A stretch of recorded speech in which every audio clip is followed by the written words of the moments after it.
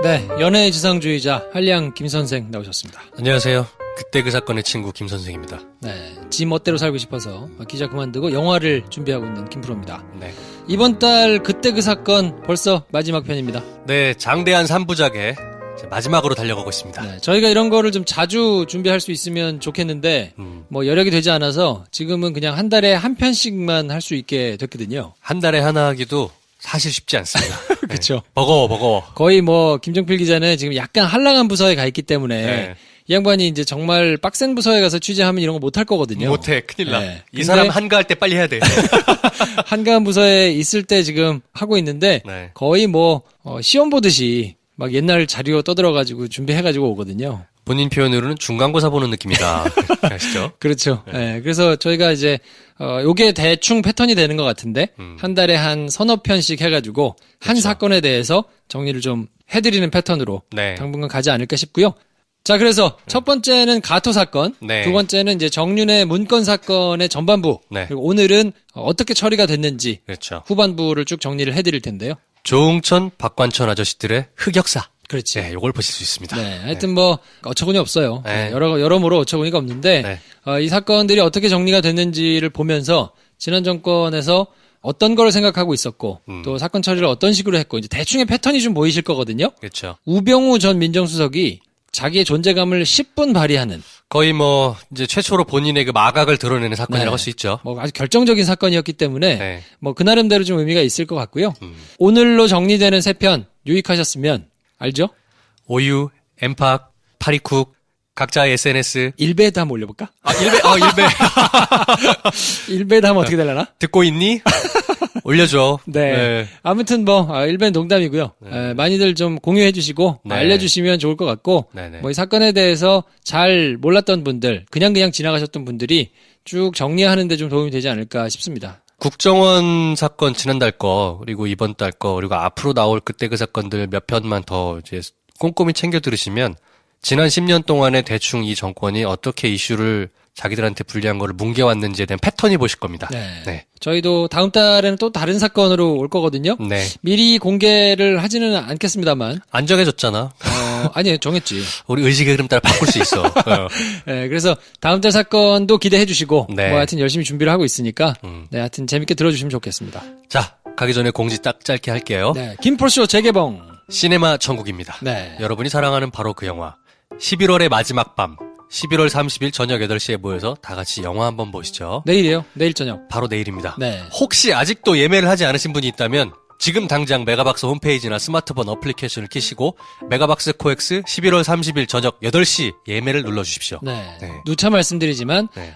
티켓 수익의 절반은 배급사로 가고, 그렇죠. 절반은 극장으로 간다. 우린 없어요, 네. 우리는. 만약에 만석이 안 되면 네. 그 돈을 우리가 물은다. 그렇죠.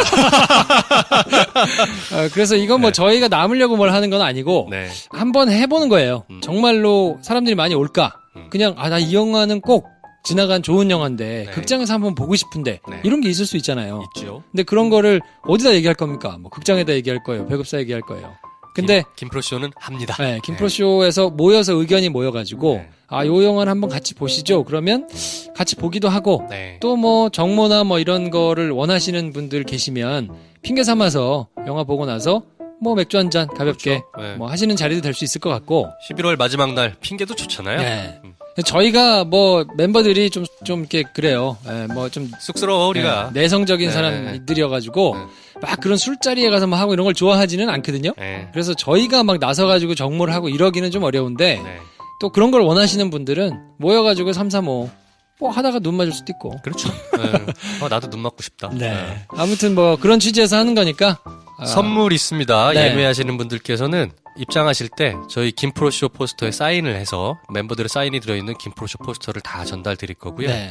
그리고 원하시는 분들께서는 입장하실 때 뻘쭘하게 서 있는 저희와 무료 포옹, 네. 프리 허그 한 번씩 하시고 들어가십시오. 셀카. 네. 뭐 하여튼 원하시는 걸 할 수 있습니다. 네. 때리지만 마세요. 자, 그리고 또 한 가지 공지사항 저희가 이번 주에 계속 말씀드리고 있는데 이거는 뭐 계속 말씀드릴 거거든요. 김프로쇼를 제작하고 있는 빅픽처 컴퍼니에서 네. 프로듀서를, PD를 공개 채용합니다. 김선생, 김프로, 배감독하고 같이 프로그램을 기획하고 제작, 편집하는 역할을 이제 하게 될 거고요. 네. 라디오나 TV 경험이 있으신 분이면 좋은데 네. 꼭 그렇지 않아도 상관은 없고요. 다만 영상 편집은 꼭 하실 수 있어야 됩니다. 필수 소양은 영상 편집. 네. 네. 가급적이면 파이널 컷이 좋고 네. 다른 프로그램이어도 상관은 없습니다만 하여튼 영상 편집을 잘하실수록 좋고요. 네네. 단언컨대 네. 저희하고 정말 재밌게 일하실 수 있을 거예요. 일단 본인이 팟캐스트를 사랑하시는 애청자라면 정말 좋습니다. 네. 자유 형식으로 자기소개서를 작성하셔서 jk@kimproshow.com으로 보내주시면 되는데 네. 뭐 연봉이나 처우나 이런 것들은 만나서 협의를 하겠습니다. 다시 말씀드리지만 웬만한 외주보다 훨씬 나. 훨씬 낫습니다. 일하기도 훨씬 나을 거예요. 네. 아무튼 아지트에서 같이 일하실 분들 찾고 있으니까 네. 많이 응모해 주십시오. 자, 그러면 저희는 광고 듣고 와서 한겨레 김정필 기자와 함께 정윤회 씨 사건에 대해서 한번 싹 훑어드리겠습니다. 경계 없는 인도주의 단체 국경 없는 의사회. 그 국경 없는 의사회가 국경 없는 영화제를 개최합니다. 분쟁과 재난 상황, 치료의 사각지대에 놓인 사람들, 그들을 위해 오늘도 달리는 국경 없는 의사회와 국경 없는 영화제를 김프로쇼가 강력하게 지지합니다. 12월 1일부터 3일까지 서울 아트하우스 모모에서 만나보세요.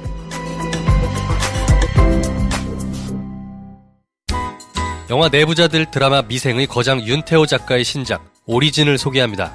제목 오리진처럼 인간의 삶에 반드시 필요한 교양과 지식의 근원을 찾아갑니다. 책 한 권에 한 가지 주제로 지금까지 2편을 선보였고 총 100권을 목표로 하는 장대한 기획이죠.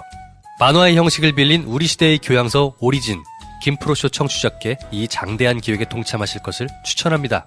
전국 서점과 온라인에서 만나보세요. 위즈덤 하우스. 네, 어서 오세요. 김프로쇼 오리지널 그때 그 사건 이번 달의 마지막 편입니다. 의외의 포인트에서 김프로쇼의 진중한 분위기를 만들어내시는 네. 한겨레 우리 김정필 기자 모셨습니다. 예, 반갑습니다. 한겨레 김정필 기자입니다. 한결같아. 분위기를 어떻게 바꿔야 되지? 한결 같으죠. 바꾸면 안 돼요. 네. 경박한 건 우리가 할 테니까. 네. 딱 좋아요 지금. 무게를 잡아야 돼요. 아 근데 이게 사람이 일관돼야 돼서 이게 사고 치는 사람도 일관되게 사고 치면 예측 가능하니까 대응이 되는데 네. 멀쩡하다가 예측 불허가 되면은 이게 두 분께서 아마 이 대응이 잘 안 되실 것 같아서. 자, 그래서 저희가 이번 달에는 정윤회 씨와 관련된 사건들을 한번 쭉 정리를 해드리고 있는데 지난 시간 것까지를 한번 좀 간략하게 한두 마디로 정리를 해주시면 어떨까요? Previously on Mad Men.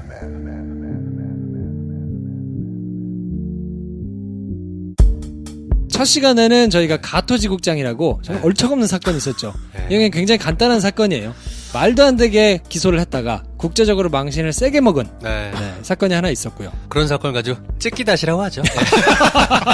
가또 찍기다시설. 그렇죠. 네. 네. 그리고 세계일보가 문건을 보도하면서 네. 굉장히 시끌벅적했던 때가 있었는데 이게 세월호 사건이 난 이후에 네. 2014년 11월 뭐 거의 말쯤 돼가지고 24일부터 네, 27일 터져 나왔거든요. 정권의 비선이 있었대. 네. 그게 정윤회래 하면서 신문에 뻥 터져 나왔는데 네. 그게 왜 터져 나왔는가를 지난 시간에 한참 설명을 드렸거든요. 그렇죠. 사실은 2013년도 말부터 김기춘 실장을 몰아내려고 하는 세력 그걸 감지한 김기춘 씨가 밑에 자기 똘마니들을 시켜가지고 종천 박관천. 물론 그분들은 지금 똘마니라면 굉장히 기분 나빠지겠지만. 기분 나빠하시죠. 네. 그때 당시엔 똘마니 포지션에 계셨으니까. 우리 종천 의원님. 그렇죠. 네. 네. 그래서 한번 알아봐 했더니 열심히 알아가지고 왔더니 너무 큰 걸 물어온 거예요. 그래서 어떻게 하지 이거를 하다가 중간에 계신 또 우리 홍경식 민정수석께서는 야 네가 보고해. 그리고 보고를 올려드렸더니 거기서 열심히 돌아다니면서 실제로 취재를 했던 박관천 경정은 그냥 바로 잘리고 바로 자를 수 없으니까 조응천 당시 공직기관 비서관은 한 2달 정도 더 놔뒀다가 자르고 6월 달에는 민정수석 자르고 네. 근데 김기춘 비서실장도 원래는 잘렸어야 맞을 텐데 워낙 비상시국이다 보니. 이 양반이 네. 또 워낙 달코 다른 양반이라 네. 뭐 그것도 적당히 이용하지 않았을까요? 많이 이용했죠. 워낙 또 처세술이 뛰어난 그렇죠. 분이어서. 네. 발 벗고 나서가지고 싹 이렇게 하면서 정리도 하고 뭐 이렇게 하면서 자기는 살아남고 세월호 특집 때도 약간 얘기했지만 국가의 책임이 없다는 거를 강조해라 이런 지침들을 김기춘 실장이 직접 내렸다는 정황 있지 않습니까? 그렇죠. 네. 그리고 문고리 3인방 입장에서는 자기들이 뭔가 권력의 암투는 할 수 있어도 실제적으로 나서서 공작을 하고 지휘를 하고 이런 캐파는 안 되니까 그런 건 없죠. 아마 여기서는 김기춘 비서실장이 쫙 나서가지고 이렇게 하는 게 나름 고마웠을 수도 있을 거예요 아마. 그렇죠. 네. 네.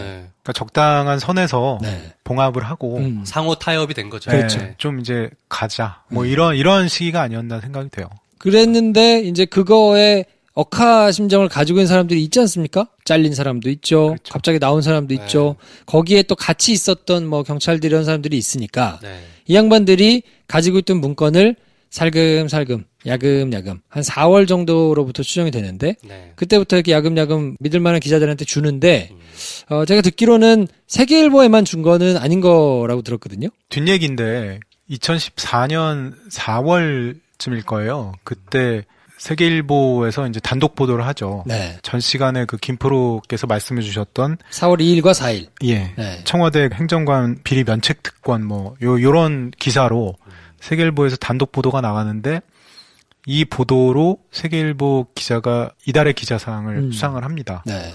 근데 청와대에서는 난리가 났죠. 왜냐하면 이게 워낙 내밀한 정보가 이게 밖으로 나가서 보도가 되니까 쉽지 않은 보도기는 해요, 사실. 왜냐면 청와대에서 감찰을 조용히 해가지고 그렇죠. 문제가 된 애들을 그냥 원복시켰는데 야, 얘네들 징계도 안 하고 원복시켰어? 라는 거를 속속들이 알고 하니까 이거 청와대 입장에서는 누구야? 이렇게 되는 거죠. 사실 이제 감찰 정보는 어느 조직이건 외부에 나가는 게 정말 쉽지 않은 일이거든요. 가장 민감하죠. 그렇죠. 네. 근데 그때 이제 세계일보에서 단독 보도를 써서 수상을 했는데 사실은 모 언론에도 똑같은 자료가 나갔어요. 그 소스가 똑같이 다른 신문에도. 청와대 행정관 면책비리 네. 그 보도의 그 문건을 받았을 때 네. 세계일보만 받은 게 아니라 다른 언론사, 모 언론사도 받았거든요. 네. 근데 이제 보도가 세계일보만 됐죠. 모 언론은 기사 못 시킨 거군요. 그렇죠. 네. 그러니까 쫄아서. 예. 쫄아서 했는지 아니면 뭐 그- 엿을 바꿔 먹었는지 모르겠는데. 네, 정확한 경위는 모르겠지만 근데 그 당시에 이제 누군지는 정확하게는 말씀드리기는 어렵고 네. 청와대에 있던 모 경찰관이 전 시간에 계속 말씀드렸던 그런 동인으로 인해서 네. 소위 이제 어떻게 보면 이제 간을 본 거죠. 이제 자기는 엄청난 권력하고 이제 싸워야 되는데 네. 언론을 통해서 하려면 자기가 믿고 이제 의지할 수 있는 언론이 있어야 되는데 그게 이제 어딜까 이제 두 군데를 줘본 거죠. 네. 네, 세계일보는 그걸 기사화했고 그래서 이제 그때부터 세계일보 쪽에 청와대에서 생산됐던 그 문건들이 이제 많이 건너가요. 진짜 영린들이 건너가기 시작하는 거군요. 네. 그렇죠. 네. 굉장히 많이 넘어갔습니다. 문건들이. 그러면 예. 그 세계일보 말고 다른 모 언론사 있잖아요. 저희한테 알려주세요. 요게 또 방송의 맛이야. 네. 너무 자백했나? 그래서 문건이 넘어간 게 그 이후로 뭐 세계일보 쪽으로 건너간 게 네. 문서가 허리춤에 올 정도로 갔다는 얘기가 있을 정도니까. 그러니까 굉장히 많이 건너갔는데 이제 세계일보에서 그 문건을 제공받았던 기자는 정윤회 문건이 이제 2014년 11월에 나가지 않았습니까? 네. 그 사이에 그 문건 일부를 몇 개를 보도를 하거든요. 보도했던 이유는 정윤회 저 문건을 보도하기 전에 자기들이 갖고 있는 이 보도가 리크가 되는지 안 되는지를 이제 체크를 했던 거예요. 리크가 된다는 게 무슨 뜻인가요? 그러니까 만약에 저 보도가 보안이 굉장히 중요하잖아요. 왜냐하면 네. 청와대 거의 대통령급을 상대로 지금 싸워야 하는 기사인데 사실 이제 보도되기 전날부터 혹은 뭐 그 과정들이 사전에 이제 저쪽에 건너가면 이제 보도 자체가 사실 되기 힘든 최종적으로 기사화되기 힘든 상황들이 생기니까 네. 자기들이 제공받았던 그런 문건 일부 중에 몇 개를 이제 보도를 합니다. 테스트를 해본 거예요. 그렇죠. 우리 내부에 밀정이 있느냐. 그렇죠. 그렇죠. 그렇죠. 일종의 파일럿 프로그램 내보내듯이 네. 그래서 어느 정도 좀 메이드가 됐다 싶은 상태가 됐고 정윤회 문건은 제가 알기로는 세계일보 내부에서도 국장 포함해서 한 3명 정도 외에 그러니까 심지어 사회부장도 다음날 보도를 봤다고 그래요.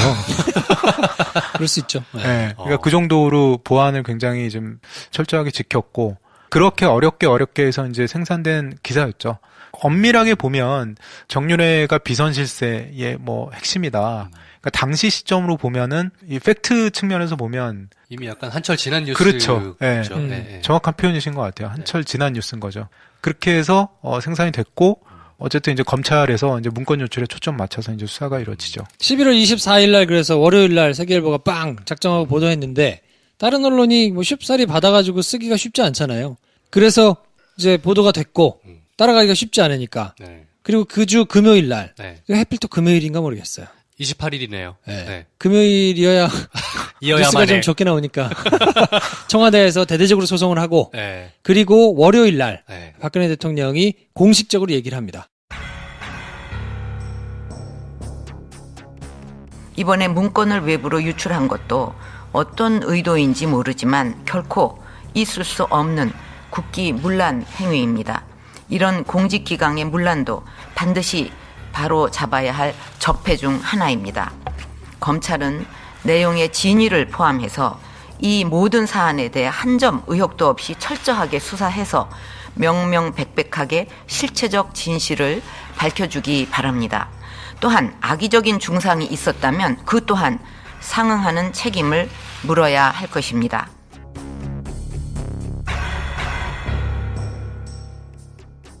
그때 이렇게 쭉 카메라를 돌리는데 네. 조윤선도 앉아있고 김기춘도 앉아있고 김영환 수석도 앉아있고 이렇게 앉아있어요. 네. 거기서 이제 박근혜 전 대통령이 막 얘기를 하거든요. 네.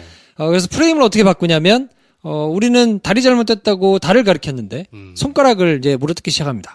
네. 그래서 최초 작성된 문건이 8번 정도 데스킹을 해가지고 네. 그래도 그나마 톤 다운 시켜가지고 나온 문건인데 데스킹 바이 조응천. 네.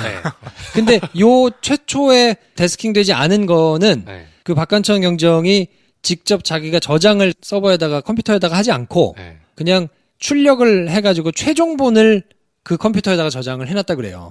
네, 그러니까 맨 처음에 수위가 센 3장짜리는 공개가 그때는 아무도 안 됐고 세계일보가 받은 것도 다 데스킹 한 다음에 네. 최순실 얘기가 빠진. 김기춘한테 네가 한번 보고해볼래라고 한 그 문건. 그렇죠. 네. 네. 네. 그러니까 그때는 사실 언론도 세계일보조차도 네. 감을 못 잡을 수밖에 없는 거죠. 그렇죠. 최순실 이야기는 다 빠졌고 정윤회한테 타겟이 맞춰져 있으니까 네.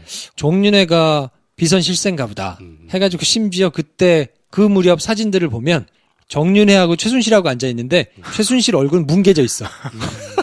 모자이크 처리가 돼. 일반인으로 알았던 거예요. 이게 어떤 말씀이냐면 신문 기사에 정윤회 문건을 보도하면서 정윤회 씨 사진이 크게 나왔어요. 네. 근데 정윤회 씨가 크게 이제 딱 잡혀있는데 바로 옆에 있는 아주머니 얼굴이 모자이크로 탁 처리되어 있는 거예요. 마치 일반인인 것처럼 공개되면 안 되는 분인 것처럼. 사실은 그분이 비선 실세인데 그게 여러분이 국정농단 사태 때 정말 많이 봤던 빨간 티에 하얀 바지 입은 바로 그 최순실 그렇죠. 사진입니다. 네. 네. 그러니까 쉽게 얘기하면 범인 사진을 가렸던 거죠. 아무튼 그래서 박근혜 대통령이 직접 입장을 발표하고 이게 문건 유출은 국기문란 행위인데 이게 어떻게 문건이 유출된 거냐라고 호들갑을 떠니까 네. 또 여기에 맞춰가지고 언론들이 춤을 엄청나게 춰댑니다. 그래서 막 지원 사격을 어마어마하게 해줘요. 네. 잠시 듣고 오겠습니다. 네. 청와대 문건 유출 혐의를 받고 있는 박관천 경정의 새로운 이력이 밝혀졌습니다. 박 경정은 경찰이 되기 전 공군 사관학교를 다녔다고 하는데요. 다른 생도의 돈을 가로챈 사실이 들통나서 1학년 때 불명예 퇴교 조치를 당했다고 합니다. 우리나라를 이렇게 뒤흔들어 놓은 그림자 실세의 논란, 결국에는 실체가 없는 걸로 지금 검찰 결과에선 드러나고 있는 건데, 저는 지금 박관천 경정 조응천 전 비서관이 만약에 이 수사 결과와 다른 얘기가 있다면 언론을 통해서 적극적으로 했을 텐데 나오지 않는 걸 보면 아마 검찰 조사 결과가 신빙성이 좀 있지 않나 이렇게 판단해 볼 수 있는데요. 자, 박성원 논설위원. 네. 지금까지 이렇게 많이 뒤흔들었던 이 사건, 네. 이렇게 정리가 되고 있는데 이거 어떻게 정리를 해봐야 될까요? 자, 박경정과 청와대의 입장이 다릅니다. 박경정은 처벌 대상도 될 수 있기 때문에 뭐 저런 주장을 하는 건 당연할 수도 있겠지만 어디에서 유출이 됐느냐, 누군가가 도난을 했느냐에 따라서 이 사안을 조금 달리 해석할 수 있는 물꼬가 좀 바뀌어질 수 있는 그런 가능성도 있지 않습니까?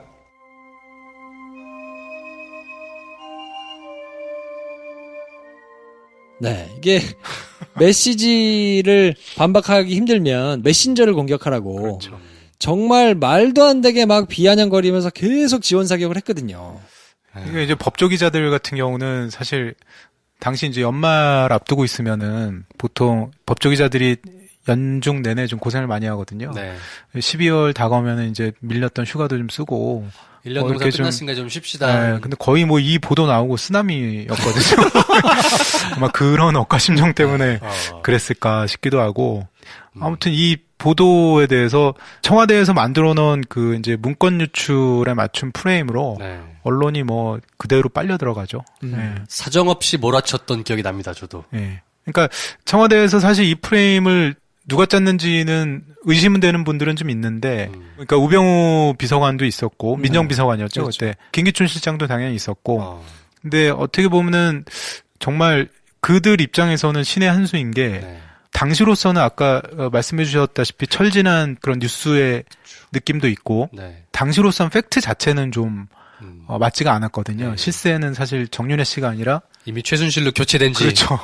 그러니까 검찰 입장에서는 명예훼손엔 두 가지가 있는데 사실적시에 의한 명예훼손과 또 뭐 허위사실에 의한 명예훼손이 있는데 그러니까 허위사실로 더 유리하게 이제 끌고 갈 수 있는 구조는 됐던 거죠. 그래서 메신저를 공격하는 프레임 하나하고 네. 또 십상시가 워낙 임팩트가 셌어요. 그렇잖아요. 그렇죠. 그러니까 이 십상시를 어떻게 그러면 깨부술 거냐라고 네. 머리를 조금 쓴 것 같아요. 그래서 뭐로 반박하냐면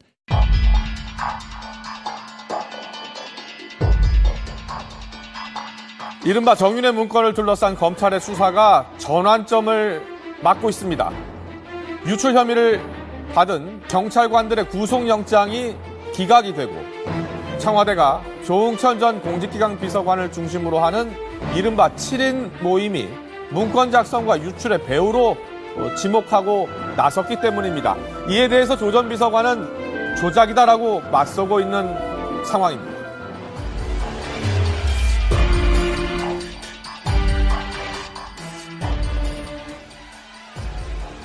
칠인회로 반박합니다. 7인회. 7인회라는 걸 만들어내요.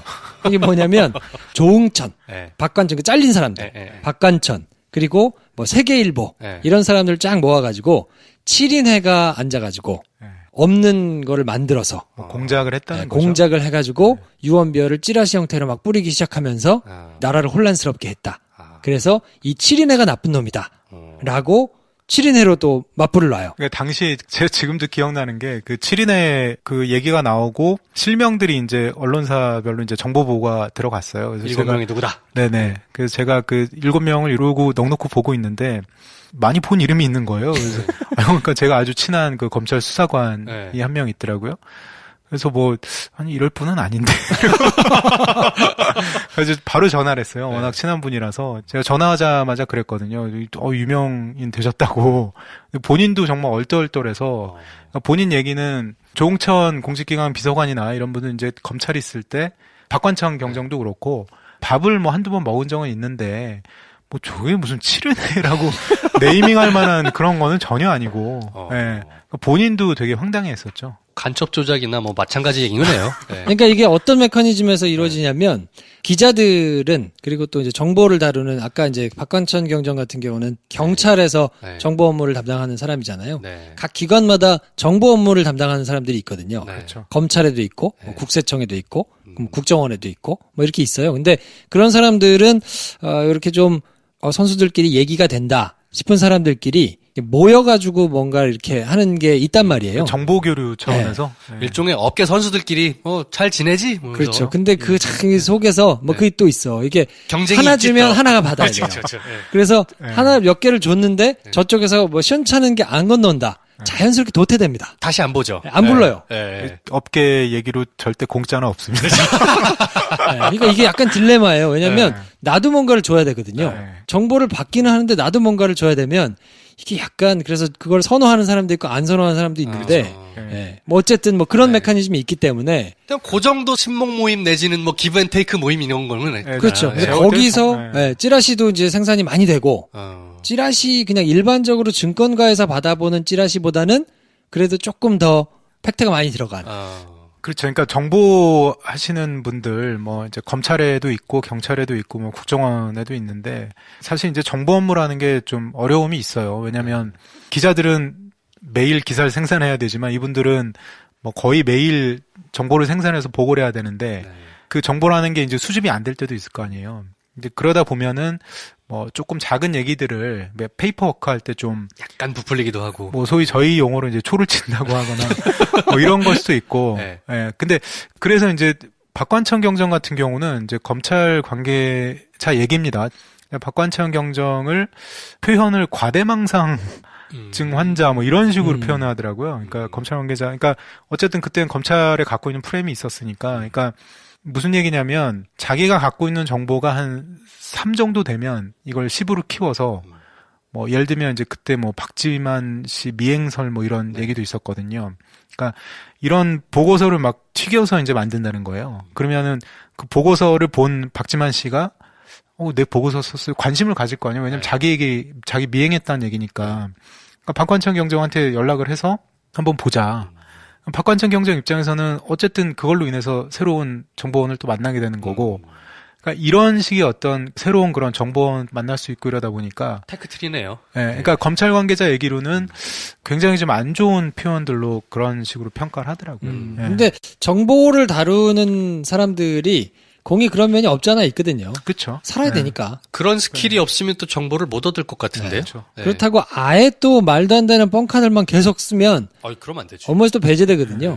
그러니까 그 줄타기를 미묘하게 잘하면서 13년 동안이나 이걸 했다는 얘기는 정말 베테랑이란 얘기예요. 그렇죠. 네. 선수 중에 선수신 거네요. 어쨌든 그래서 7인회라는 프레임으로 또 십상시를 깨부수려고 손가락을 물어뜯는과 동시에 7인회를 개발하셔가지고 또 요거를 2개를 막 버물리면서 열심히 종편을 중심으로 해서 뉴스에서 그냥 받아가지고 막 아무 말 대잔치를 막 하는 거예요. 그럼 막 나와서 패널들 막 얘기하고 어쩌고 하면 도대체 무슨 얘기인지를 못 알아듣겠어. 바로 그 얘기였어. 네. 내 느낌이 그거였어. 도대체 이게 누가 뭘 잘못했다는 건지 잘 모르겠고. 등장인물도 많고 네. 그러니까 힘들죠 따라가기가. 그러면서 여론전은 그렇게 사람들의 관심을 그냥 뭐 시끄러 잘 모르겠어 라고 질리도록 만들고 몰라 꺼. 네. 한편에서는 이제 법적으로 어쨌든 법적으로 이제 문제가 되니까 이걸 처리를 해야 되잖아요. 네. 그래서 문제가 됐던 잘렸던 사람들의 처절한 응징이 또 시작됩니다.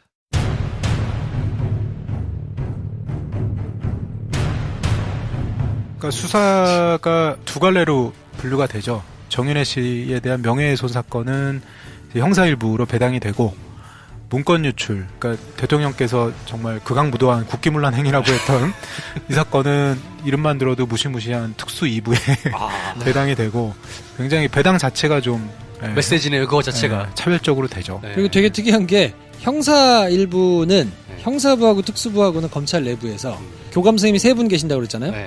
1차장 산하에 형사부가 있고 3차장 산하에 특수부들이 쭉 있는데 이거는 전부 다 일괄적으로 3차장이 다 관여를 해가지고 보고도 그렇죠. 받고 지휘를 하도록. 그러니까 요 사건만큼은 검찰에서 특별히 챙긴 거예요. 그래서 트랙을 그렇게 가지고 가니까 어쨌든 혼내야 되는 거예요. 이 보고서를 생산한 사람 그리고 그걸 지시받아가지고 만들었던 사람. 아니 이거는 김기춘이 시켰는데 참 매정해. 밑에서 한 사람들은 그때서부터 조사를 받기 시작합니다. 그 명예훼손 사건은 당시 이제 세계일보에 기사를 썼던 이제 조현일 기자죠. 네. 네, 조현일 기자가 이제 수사를 받게 되고 뭐 김준모 당시 박현준 기자 다 수사를 받는데 이제 조현일 기자 같은 경우는 사실 이제 수사를 받으면서 심적으로 굉장히 좀 뭐랄까요 사람이 좀 피폐해지거든요. 그러니까 집에 압수수색도 들어오고 이러면은 뭐 아무리 정말 강심장인 사람도 하루하루가 정말 피곤해집니다. 그러니까 상상도 하기 싫은데. 예, 조 기자 같은 경우는 사실은 그때 좀 많이 정신적으로 좀 힘들어 했던 것 같고요. 근데 웃긴 거는 그러니까 명예훼손 사건을 검찰이 괴롭힐 때는 사건을 계속 들고 있습니다. 기소를 처리를 안 하고. 차라리 빨리 기소를 하면 그러니까요. 법정에 넘어가서 그냥 재판을 빨리 받을 텐데. 네. 그러니까 그것 때문에 그러니까 이게 지금 조현일 기자를 결국에는 처리 어떻게 했냐면 올해 8월에 검찰에서 한 2년 8개월을 들고 있다가 무혐의 처분을 했죠. 그러니까 청와대가 2016년 7월 달에 소를 취소하거든요. 네. 고소했던 거를. 네. 근데 이제 이걸 청와대만 한 게 아니고 정윤회 씨도 또 했었어요. 당사자죠. 네, 명예훼손의 당사자. 그러니까 고소를 여러 군데서 당한 거예요. 네. 그래서 청와대는 한참 가지고 있다가 2016년 이제 뭐 7월쯤 돼가지고 뭐 안 되는 거지. 그러니까 이걸 이제 취소하니까 그것 때문에 이제 공소권 없음 처분을 했거든요. 왜냐하면 명예훼손은 친고죄라서 본인이 당한 사람이 저걸 안 하면 취하를 안 하면은 문제를 안 이제, 삼겠다 그러면 그거에 대해서 처벌을 할 수가 없어요. 예. 그렇죠. 그렇겠네요. 예. 네. 그래서 청와대 거는 그렇게 정리가 됐는데 정윤회는 한 1년 더 가지고 있다가 올해 8월에 돼가지고 그걸 이제 또 정리가 된 거예요. 근데 이때 이제 문제가 됐던 거는 세계일보 기자들조차도 조현일 기자가 기소가 안 된 줄을 몰랐어요. 작년 특검 수사할 때도 그렇고 검찰이 왜 들고서는 기소를 안 했을까 제가 여기저기 좀 알아봤더니 검찰에서 법원에다가 이 사람 유죄가 있으니까 판단해달라고 하는 걸 기소라고 하는데 그렇죠. 네. 재판이라는 거는 이제 공개법정에서 모든 증거가 네. 낱낱이 드러나는데 네. 조현일 기자를 기소를 하게 되면 자기들이 수사했던 정윤회 씨 관련된 수사 내용들이 결국에는 뭐 대통령 측근들 관련된 얘기 아닙니까? 네. 법정에서 전부 공개되는 게 검찰은 그것만은 막아야 됐던 거죠. 결국에는 조현일 기자를 기소 안 하고 들고 있다가 그냥 무혐의 처분을 하는 거죠. 대신에 괴롭히기는 해야겠으니까. 그렇죠.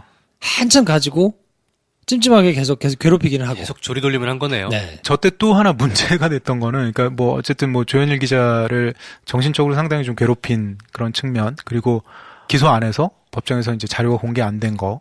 기소가 되면 그러니까 사건 당사자는 검찰에 요구를 하면은 그 기록들을 받을 수가 있어요. 네. 연람 복사할 수가 있어요. 연람 복사를 할 수 있으니까 그게 공개가 되면 검찰과 청와대는 거의 쓰나미죠. 네. 더 큰 폭탄이 터지겠네요. 그렇죠. 네. 그러니까 그것 때문에 이제 기소는 안 했고 또 하나는 뭐냐면 저 당시에 검찰 내부에서도 말이 많았던 게 정윤회 씨가 이제 고소의 당사자이긴 하지만 고소 내용에 정윤회 씨가 비선 실세인지 아닌지에 대한 사실이 맞는지를 검찰이 일단은 규명을 하고 네. 그 다음에 이제 이게 명예훼손에 해당하는 건지를 판단을 해야 되는데 네. 그러려면 사실관계를 따지려면 정윤회 씨든 누구든 압수수색을 했어야 되거든요. 네. 주변 사람들 전부 다 압수수색을 했어요. 근데 단 한 사람 압수수색을 안 한 게 정윤회 씨는 안 했어요.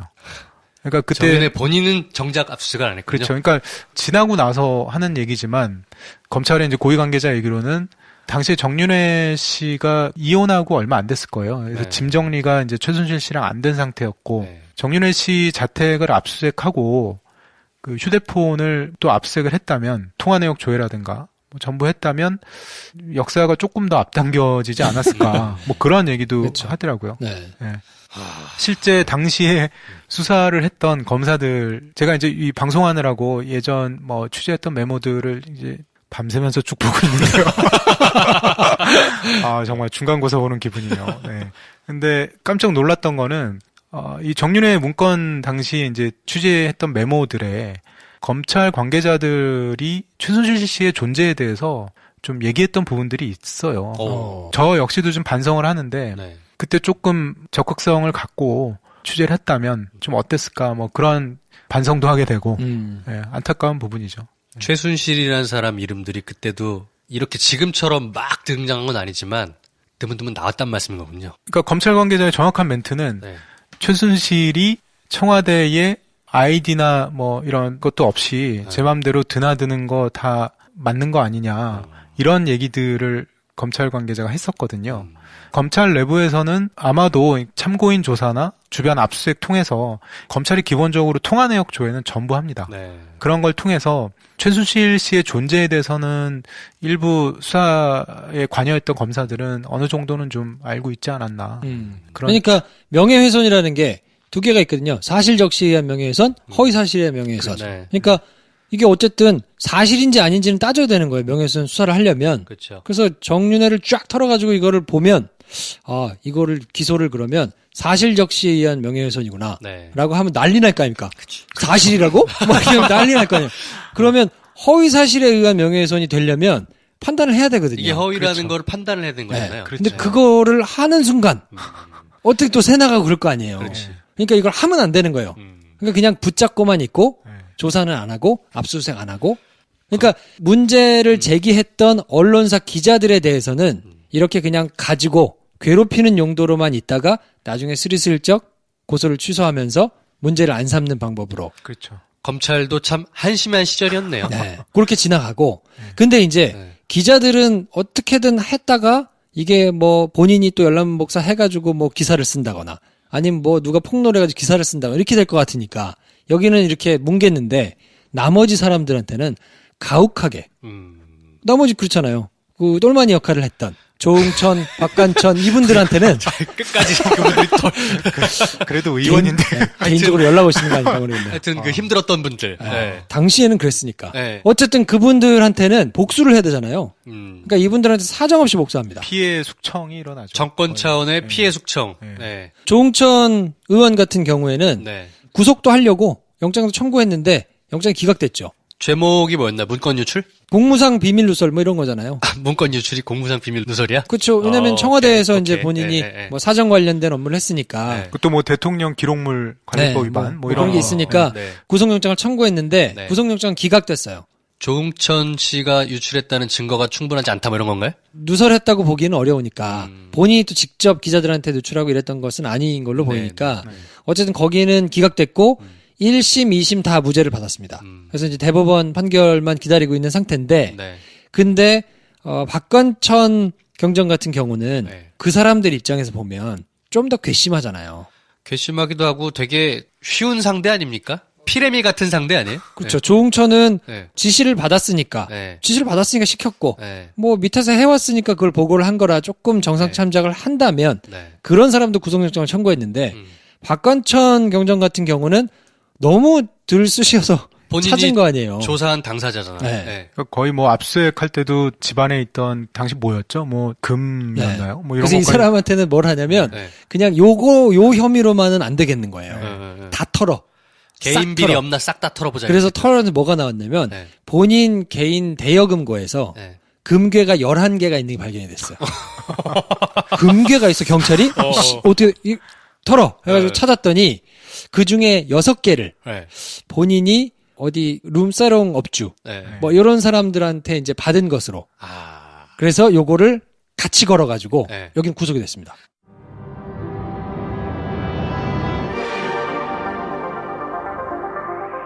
청와대 문건을 작성하고 유출한 혐의를 받고 있는 박관천 경정이 구속됐습니다.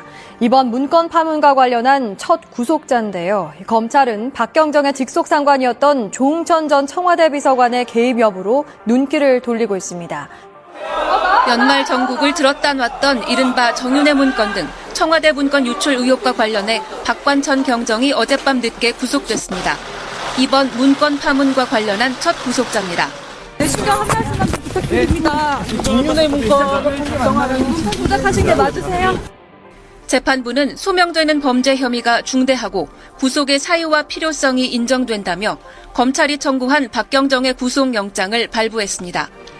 박경정은 청와대 행정관 파견 근무가 해제되던 지난 2월 청와대 내부 문건들을 외부로 유출한 혐의를 받고 있습니다. 또 이후에는 청와대가 자신을 유출자로 의심하자 엉뚱한 사람들을 범인으로 지목하며 거짓 유출 경위서를 제출한 혐의도 받고 있습니다. 수사는 마무리 단계지만 검찰은 이 엄청난 파문 배후에 윗선이 있을 가능성이 높다고 보고 조응천 전 청와대 비서관을 주목하고 있습니다. 박경정의 청와대 파견 시절 직속 상관으로 정윤회 씨와 박지만 이쥐 회장의 권력 암투서를 촉발시킨 미행 보고서 작성에 개입했는지도 관심입니다. 박경정도 언론을 통해 조 비서관이 민감한 일들을 다 시켰다. 내가 말하면 국민이 놀랄 것이라고 언급한 바 있습니다. 검찰은 박경정을 상대로 윗선 개입 여부를 집중 추궁해 허위 문건 작성과 유출에 관여한 것으로 드러나면 조 전 비서관도 사법 처리한다는 방침입니다.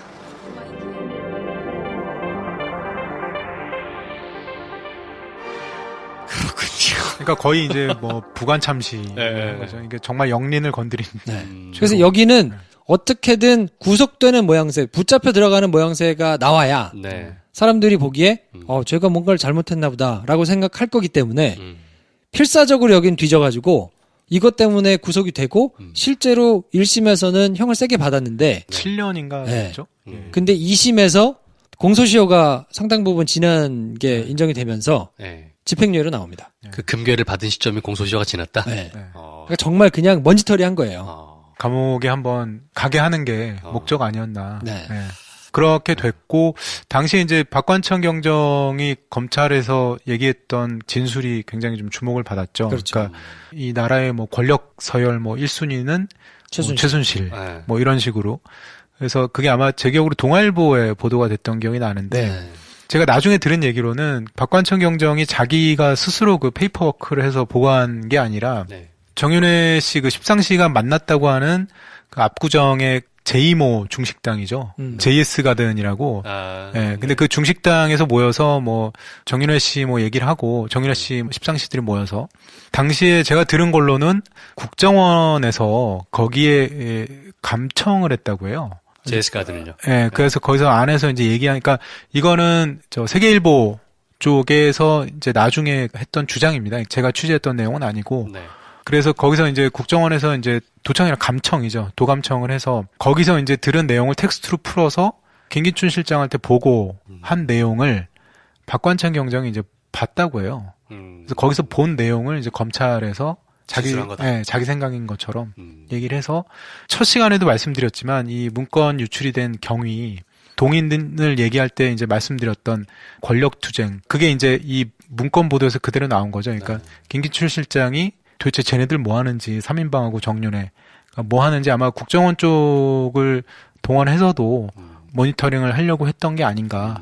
그러니까 이런 주장을 보면은 그런 의혹들도 좀 있는 거죠. 권력 서열이 어떻게 되는지 아느냐. 1위가 최순실, 2위가 정윤회, 3위가 박근혜 대통령이다. 얘기한 걸 가지고 종편이 아무 말 대잔치를 시작합니다.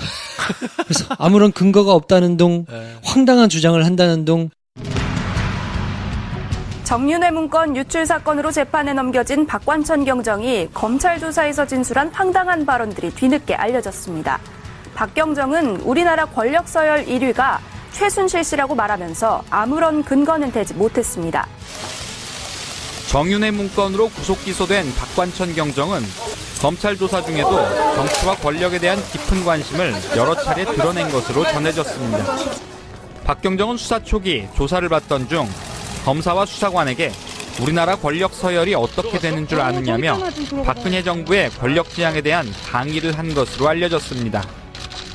박 경정은 정윤회 씨의 부인이자 고 최태민 목사의 딸인 최순실 씨가 권력 서열 1위이고 정 씨가 2위라고 말한 것으로 전해졌습니다. 박 대통령의 측근이자 한때 부부였던 이들이 대통령보다 더 높은 위치에 있다는 황당한 발언인데 박 경정은 이에 대해 구체적이고 설득력 있는 근거는 대지 못한 것으로 알려졌습니다. 공무상 비밀 누설과 대통령 기록물관리법 위반 혐의로 기소된 박경정과 조홍천 전 청와대 비서관에 대한 재판은 초읽기에 들어갔습니다. 이들에게 적용된 혐의는 일반적으로 단독 재판부가 심리하지만 법원은 사안의 중대성을 고려해 사건을 합의부에 배당했습니다.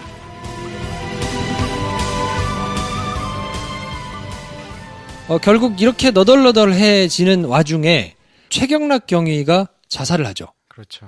민정수석실에서 회유가 들어왔다. 네. 근데 우리 뭐 경찰 조직이 참 비참하다 뭐 이런 유서를 남기고 자살을 하는 일이 생기는데 이 자살도 석연치 않다라고 해서 최근에 이제 다시 경찰에서 수사를 하고 있고요. 유족은 강력하게 자살 이상하다라고 의문을 제기한 상태고. 그러니까 최경락 경위 쪽 얘기는 뭐 청와대에서 뭐 회유하려는 그런 시도가 있었다. 뭐 이런 얘기들을 하는데 사실 이제 뭐 당사자가 지금 망자가 된 상황이어서 수사 자체는 좀 쉽지 않다고 해요. 네. 아무튼 그래서 한 명이 자살하는 불행까지 생기면서 그 당시에 문건을 생산하는 김기춘 실장의 지시를 받고 찾아가지고 열심히 했던 사람들한테는 이렇게 피바람이 불고 그걸 보도했던 언론사는 고소를 해놓고 계속 가지고 있으면서 괴롭히고 나머지 언론사들은 청와대발 소식 가지고 아무 말 대잔치하고 그러면서 계속 지원 사격을 해주고 결국 이렇게 하면서 모든 이의 관심에서 정윤회 이거는 그냥 유야무야 뭐 누가 잘못한지는 모르겠고 근데 뭐 감옥 가는 거 보니까 제가 뭔가 좀 잘못한 것 같긴 하고 뭐 이러면서 그냥 스르륵 사라지게 되죠.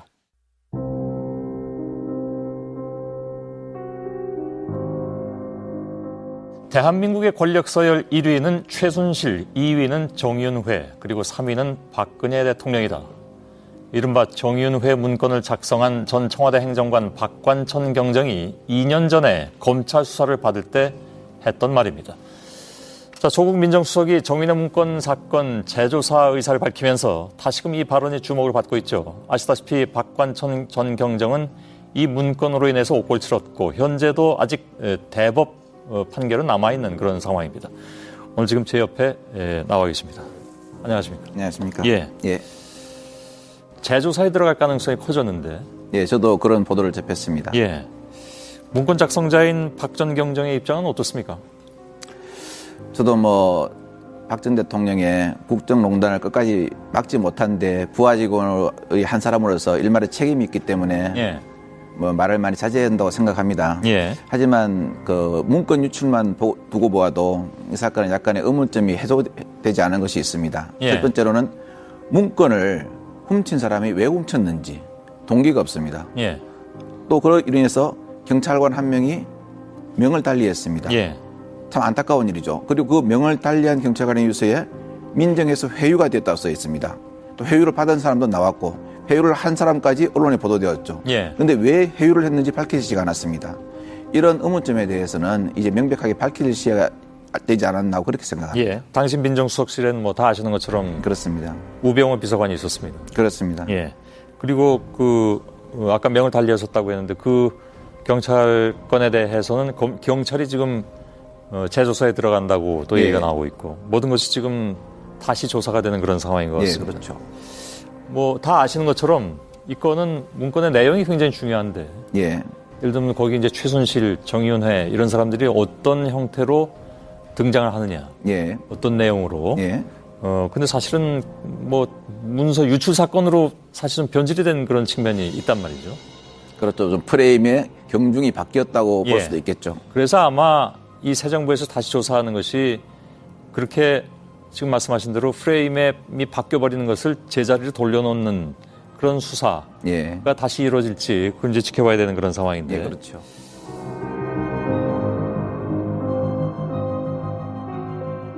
이때부터 활약하신 분이 우병우 수석 아닙니까? 그렇죠. 이때 굉장히 민정비서관. 그 사람들 입장에서는 똘똘하게 일을 잘했어요. 이런 걸 주도적으로 다 그립을 잡고 메이드를 완벽하게 했죠. 그러니까 정윤회 문건 보도가 됐을 때만 해도 기자들 사이에서는 생각보다 너무 빨리 터졌다. 그러니까 이 레임덕이 너무 빨리 오는 거 아니냐 이랬는데 저거를 프레임을 완전 바꿔서 결국에는 그 이듬해 그러니까 2015년 1월 정도에 검찰이 최종 수사 결과 발표해서 이건 허위 문건이다. 허위의 내용이다 문건이. 이렇게 깔끔하게 마무리 짓고 아름답게 이제 해피엔딩이 됐죠. 그러니까 이거를 주도한 게 이제 우병우 수석이 당시에 민정비서관이었죠. 이를 마무리 깔끔하게 짓고 그 후에 이제 본인이 민정수석으로 내용 자체를 그냥 경찰 두세 명이서 찌라시 가지고 헛정보 만들어가지고 나라를 이렇게 시끄럽게 하면서 자기들 권력욕 때문에 밖에다가 유출해서 시끄럽게 만들었던 내용으로 싹 심화를 하고 이때 김영한 민정수석을 건너뛰고 김기춘 실장한테 직보를 그렇게 했다고 그래요. 직접 보고를 계속 하면서 일품을 사고 그래서 결국엔 민정수석까지 올라가게 되면서 요때 깔끔하게 처리하는 것에 굉장히 탐복한 우리 근혜 언니를 비롯한 이쪽에서 하여튼 전권을 몰아주게 되죠. 민정수석 해. 그런 거네요. 이 일이 있고 나서 그러니까 청와대의 인사가 그러니까 당시로서 안 알려졌는데 이제 안봉근 이 부속 비서관이 그 자리가 없어져요. 그리고 청와대 1, 2 부속 비서관실이 그냥 하나로 통합이 됩니다. 그게 이제 정우성 비서관으로 단일화가 되고 그러니까 그만큼 조심을 하는 거죠. 그러니까 안봉근 비서관은 국정홍보 비서관으로 가고 최순실 씨도 박근혜 대통령하고 조심하면서 대포폰을 사용하고 이렇게 이제 조심조심 가게 되는 거죠. 이 선후 관계가 궁금하기도 하네요. 뭐냐면 우병우 민정수석이 사실상 최순실과 오랜 인연을 통해서 민정비서관 자리에 오르게 됐다는 의혹도 많았잖아요. 그런 의혹이 이제 민정비서관 자리에 가게 된 것도 최순실 덕인데 때마침 이게 터져서 그거를 보훈 차원에서 잘 마무리시킨 건지 마무리가 잘 되면서 최순실이랑 다시 한번 밀접해진 건지 궁금하긴 하네요. 그거는 그분이 모르시는 분이라 최순실을 모르시는 분이라서 영원히 모르는 분이래잖아. 근데 그거는 이제 제가 우 수석에 가까이 있던 그런 검사들이나 이런 분들한테 확인을 좀 해보면 최순실 씨를 직접 알고 최순실 씨의 힘으로 온 것 같지는 않고 언론 보도에서 났지만 이제 우수석의 장모였나요? 네. 김장자 씨였나요? 네, 네. 그쪽 통해서 뭐 최순실 씨의 어머니하고 뭐 어머니끼리 이제 알았을 수는 있는데, 그러니까 우수석이 이제 직접 최순실 씨랑 그때부터 알거나 그러지는 않았던 것 같고, 민정비서관 하면서 이제 정윤회 문건 사건을 깔끔하게 정리하고 민정수석에 올라간 뒤에, 그 뒤에 최순실 씨가 본격적으로 이제 미르 K 재단 뭐 설립하면서 돈을 잭팟을 한번 터뜨리려고 네. 준비를 하잖아요. 네. 그 과정에서는 본인이 어느 정도는 인지를 했던 것 같아요. 근데 대놓고 최순실 씨랑 직접 뭐 연락하고 거래한다거나 이러진 않았던 것 같고, 그러니까 우수석도 왜냐하면 사정 업무만 검찰에서 굉장히 오래 했고 네. 굉장히 특출한 검사였기 때문에 네. 나중에 민정수석하면서는 알았던 걸로 뭐 추정이 됩니다. 어쨌든 검찰이 뭐 의지를 가지고 수사를 이렇게 저렇게 하고 있으니까 네. 밝혀지기를 기다리고 있고요. 네. 그거는 조금 더 한번 지켜보시죠. 그래서 세계일보는 어떻게 됐나요? 거의 폭탄 맞고 신문사분 다 대드는 거 아니에요, 이 정도면? 취임한 지 50일 만에 이제 회장이 교체됐죠. 그리고 조한규 사장은 경질됐고요. 네. 통일그룹의 세무조사가 시작돼가지고 그렇죠. 네, 한참 이제 시달림을 당했고요. 그 문건은 결국에는 이제 쌓아뒀던 문건은 보도가 되지 않았죠. 네. 네. 물론 이제 세계일보 나름의 뭐 아무래도 이제 종교재단이다 보니까 그 내부에서 다른 의견들이 있을 수 있잖아요. 네. 보도해야 되느냐 말아야 되느냐. 그러니까 왜냐하면 이제 김프로 방금 말씀하셨지만 당시 세계일보에 또 세무조사가 들어왔고 네. 청와대에서도 굉장히 프레셔가 굉장히 많이 들어왔던 걸로 제가 들었거든요. 어쨌든 언론사 입장에서는 그것도 무시를 하지 못했던 거죠. 그래서 그 보도를 못했고, 조한규 사장은 뭐 나중에 결국에는 이제 퇴직을 했죠. 네. 제가 나중에 들은 걸로는 그 이제 국회 최순실 사건 관련해서 뭐 청문회가 있지 않았습니까? 작년에? 네. 연말에 있었는데, 조한규 사장이 원래 전날 밤까지만 해도 청문회에 나가지 않으려고 했대요. 증인 출석을 하지 않겠다. 네. 왜냐면 이제 나가서 얘기를 해봐야 자기들의 민남만 얘기하게 되고 그러니까. 네. 근데 공교롭게 청문회 당일날 아침에 세계일보에서 일면에 조한규 사장에 대해서 좀 안 좋게 얘기하는 보도를 했어요. 그러니까 조한규 사장이 보도를 보고 네. 그냥 있어서는 안 되겠다고 이제 판단을 하고 네. 네, 청문회에 나가서 이제 그날 정말 시원하게 얘기했죠. 그렇게까지 얘기할 줄은 몰랐는데 네, 정말 시원하게 말씀하시더라고요. 네.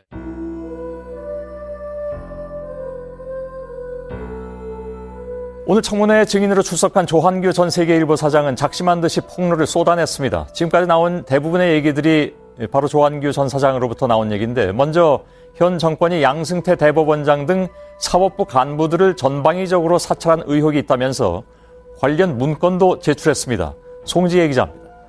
조한규 전 세계일보 사장은 현 정권이 양승태 대법원장의 일상생활을 사찰한 문건이 있다고 폭로했습니다. 2014년 정윤회 문건 보도 당시 보도하지 않았던 파일 중 하나입니다. 양승태 대법원장의 뭐 대단한 비위 사실이 아니고요. 뭐 등산 등 일과 생활을 낱낱이 사찰해가지고 청와대에 보고한 내용과 2장짜리 문서 사본도 제출했습니다.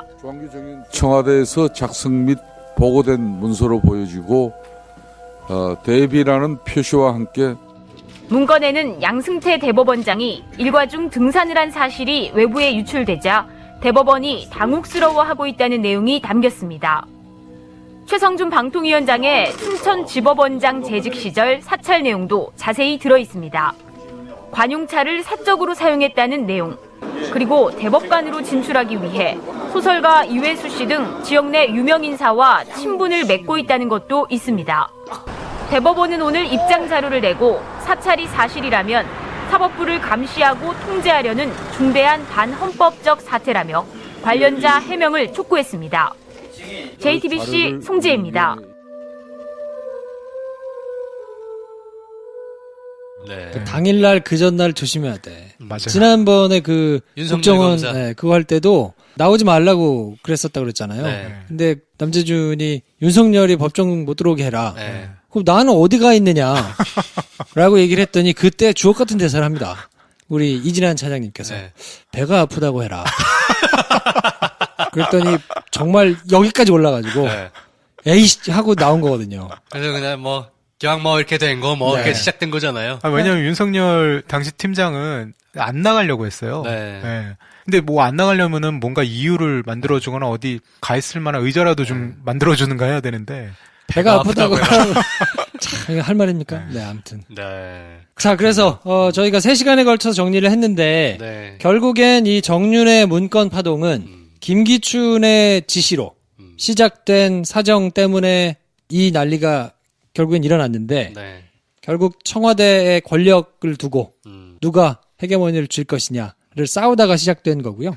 이걸 잘 내막까지는 몰랐던 이들의 그냥 열심히 하라 그래서 열심히 했을 뿐인데 뜻하지 않게 지금 저희가 모두 알고 있는 국정농단의 진실을 그때 이미 파악하고야 말았던 거죠. 그렇죠. 네. 예, 그리고 그 사이에 피바람이 불어나고 네. 프레임을 전환하려고 노력하는 와중에 김기춘의 고심이 있었고 그리고 이 방향을 빨리 틀면서 자기 수족을 버리는. 네. 그리고 본인은 나름 이렇게 굳건한 네. 이 자리를 확보하는 정말 밖에서는 볼 수 없는 그 구중궁궐 안에서의 권력 다툼이 어떻게 보면은 그걸로 인해서 박근혜 정권이 빨리 붕괴가 된 게 아닌가. 근데 사실 그 청와대 안에서야 워낙 이제 권력을 두고 뭐 그렇게 할 수 있다 손 치더라도 그거를 바깥에 있는 검찰과 언론이 뒷받침을 안 해줬으면 이런 사단이 일어날 수는 없거든요. 근데 검찰이 정윤회는 대통령하고 상관없다. 이거는 실체가 없는 사건이다. 라고 프레임을 만들면서 열심히 수사를 몰아가지고 그쪽으로 하고